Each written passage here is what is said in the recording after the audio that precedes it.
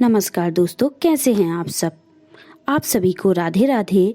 जय कुंज बिहारी, जय श्री हरिदास। गुरु ब्रह्मा गुरु विष्णु गुरुदेवो महेश्वरा, गुरु साक्षात परब्रह्म तस्मै श्री गुरुवे नमः। अक्षय तृतीया या आखा तीज। अक्षय तृतीया बैसाख मास के शुक्ल पक्ष की तृतीया तिथि को कहते हैं। पौराणिक ग्रंथों के अनुसार इस दिन जो भी शुभ कार्य किए जाते हैं उनका अक्षय फल मिलता है। इसी कारण इसे अक्षय तृतीया कहा जाता है। वैसे तो सभी 12 महीनों की शुक्ल पक्ष तृतीया शुभ होती है, किंतु वैशाख मास की तिथि स्वयं सिद्ध मुहूर्तों से मानी गई है। अक्षय तृतीया का सर्वार्थ सिद्ध मुहूर्त के रूप में भी विशेष महत्व होता है। मान्यता है कि इस दिन बिना कोई पंचांग देखे कोई भी शुभ मांगलिक कार्य जैसे विवाह, गृह प्रवेश, वस्त्र आभूषणों की खरीदी या घर भूखंड, वाहन आदि की खरीदारी से संबंधित कार्य किए जा सकते हैं। नवीन वस्त्र आभूषण आदि धारण करने और नई संस्था, समाज आदि की स्थापना या उद्घाटन का कार्य श्रेष्ठ माना जाता है। पुराणों में लिखा है कि इस दिन पितरों को किया गया तर्पण तथा पिंडदान अथवा किसी भी प्रकार का दान अक्षय फल प्रदान करता है। इस दिन गंगा स्नान करने से तथा भगवत में समस्त पूजन पाठ करने से पाप नष्ट हो जाते हैं। यहाँ तक कि इस दिन किया गया जप, तप, हवन, साधना और दान भी अक्षय हो जाता है। यह तिथि यह सोमवार तथा रोहिणी नक्षत्र के दिन आ जाए तो किए गए दान, जप, तप का फल बहुत अधिक बढ़ जाता है। इसके अतिरिक्त यदि यह तृतीया मध्याह्न से पहले शुरू होकर प्रदोष काल तक रहे तो बहुत ही श्रेष्ठ मानी जाती है।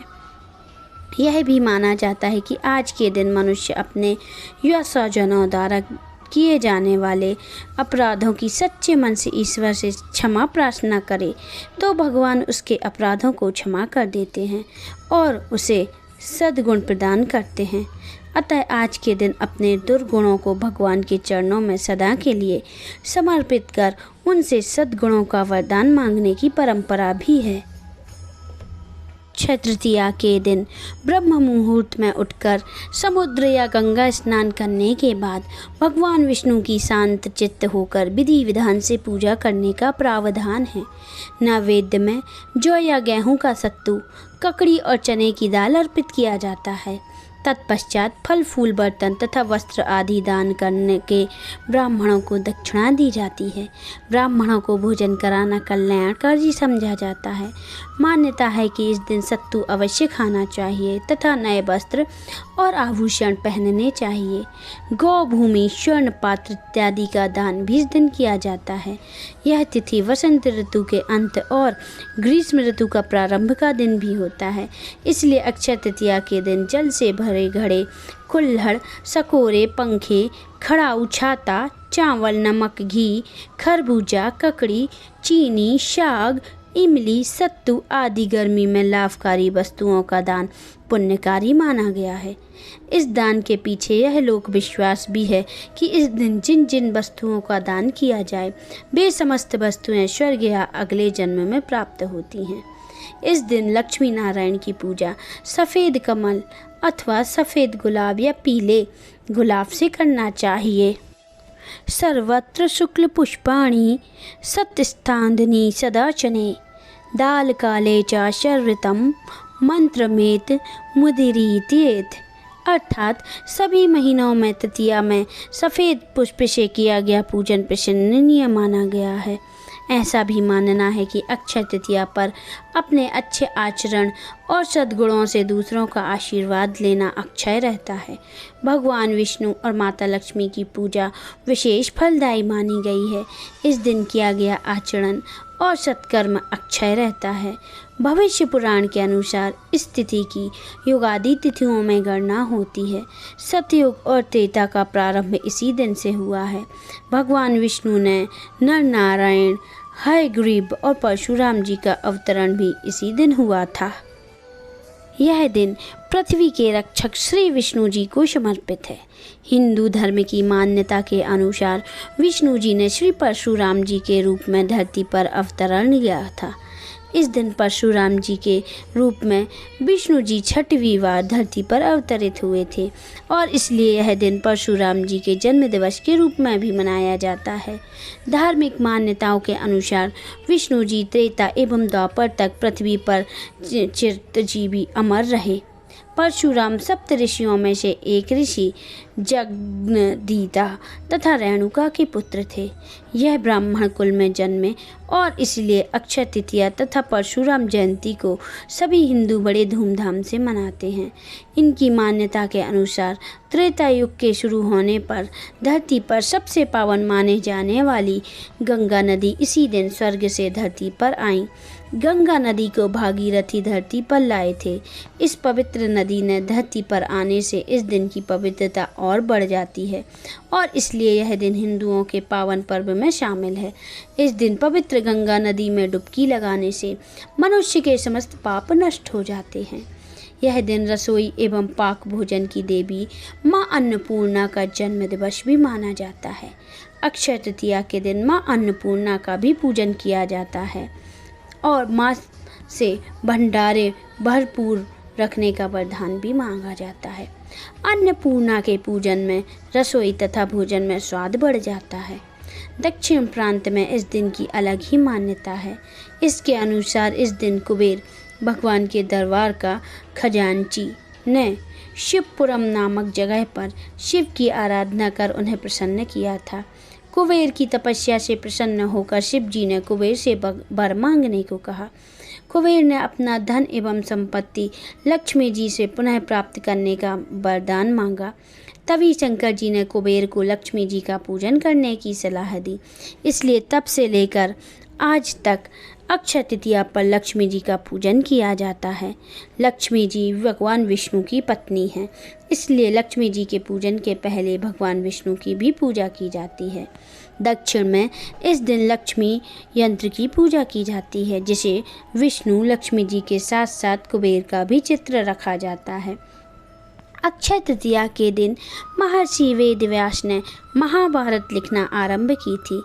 इसी दिन महाभारत ने युधिष्ठिर को अक्षय पात्र की प्राप्ति हुई थी। इस अक्षय पात्र की विशेषता थी कि इसमें से कभी भोजन समाप्त नहीं होता था। इस पात्र के द्वारा युधिष्ठिर अपने राज्य के निर्धन एवं भूखे लोगों को भोजन देकर उनकी सहायता करते थे। इसी मान्यता के आधार पर इस दिन किए जाने वाले दान का पुण्य भी अक्षय माना जाता है, अर्थात इस दिन मिलने वाला पुण्य कभी खत्म नहीं होता। यह मनुष्य के भाग्य को सालों साल बढ़ाता है। महाभारत में अक्षय तृतीया की एक और कथा प्रचलित है। इसी दिन दुशासन ने द्रौपदी का चीरहरण किया था। द्रौपदी को इस चीरहरण से बचाने के लिए श्री कृष्ण ने कभी न खत्म होने वाली साड़ी का दान किया था। अक्षय तृतीया के पीछे हिंदुओं की एक और रोचक मान्यता है कि श्री कृष्ण ने धरती पर जन्म लिया, तब अक्षय तृतीया के दिन उनके निर्धन मित्र सुदामा कृष्ण से मिलने पहुँचे। सुदामा के पास कृष्ण को देने के लिए सिर्फ 4 चावल के दाने थे।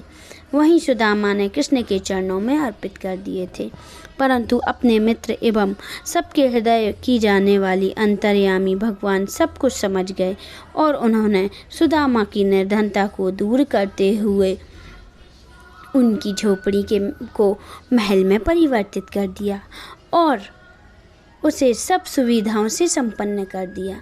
तब से अक्षय तृतीया पर किए जाने वाले दान का महत्व बढ़ गया। भारत के उड़ीसा में अक्षय तृतीया का दिन किसानों के लिए शुभ माना जाता है। इसी दिन से यहाँ के किसान अपने खेतों को जोतना शुरू करते हैं। इसी दिन उड़ीसा के जगन्नाथपुरी की रथ यात्रा की भी शुरुआत होती है। अलग अलग प्रांत में इस दिन का अपना अलग अलग ही महत्व है। बंगाल में इस दिन गणेश जी तथा लक्ष्मी जी का पूजन कर सभी व्यापारियों द्वारा अपनी लेखा जोखा की किताब शुरू करने की प्रथा है। इसे यहाँ हल खाता कहते हैं। पंजाब में भी इस दिन बहुत महत्व है। इस दिन को नए मौसम के आगाज का सूचक माना जाता है। अक्षय तृतीया के दिन जाट परिवार का पुरुष सदस्य ब्रह्म मुहूर्त में अपने खेतों की ओर जाते हैं और उस रास्ते में जितने अधिक जानवर व पक्षी मिलते हैं उतनी ही फसल तथा बरसात के लिए शुभ शगुन माना जाता है। भविष्य पुराण के अनुसार ब्रह्मा जी के पुत्र अक्षय कुमार का आविर्भाव भी इसी दिन हुआ था। इसी दिन बद्रीनाथ जी की प्रतिमा स्थापित कर पूजन की जाती है और श्री लक्ष्मी नारायण जी के दर्शन किए जाते हैं। प्रसिद्ध तीर्थ स्थल बद्रीनाथ के कपाट भी इसी तिथि से पुनः खुलते हैं। वृंदावन स्थित श्री बांके बिहारी जी के मंदिर में केवल इसी दिन विग्रह के चरण दर्शन होते हैं, अर्थात वे पूरे वर्ष वस्त्रों से ढके रहते हैं। तृतीया 41 घड़ी 21 पल की होती है तथा धर्म सिंधु एवं निर्णय सिंधु ग्रंथ के अनुसार अक्षय तृतीया 6 घटी से अधिक होनी चाहिए। पद्म पुराण के अनुसार इस तिथि को अपराह्न व्यापिनी माना चाहिए। इसी दिन महाभारत का युद्ध समाप्त हुआ था और द्वापर युग का समापन भी इसी दिन हुआ था।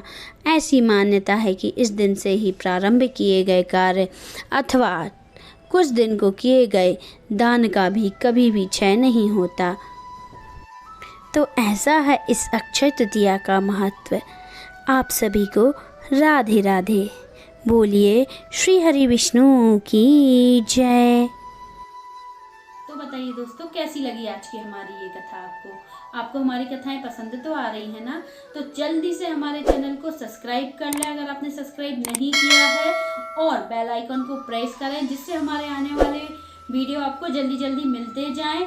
और हमें कमेंट करके ज़रूर बताएं कि आपको हमारी कथाएं कैसी लग रही हैं, जिससे हम आगे भी आपके लिए नई नई कथाएं लेके आ सकें।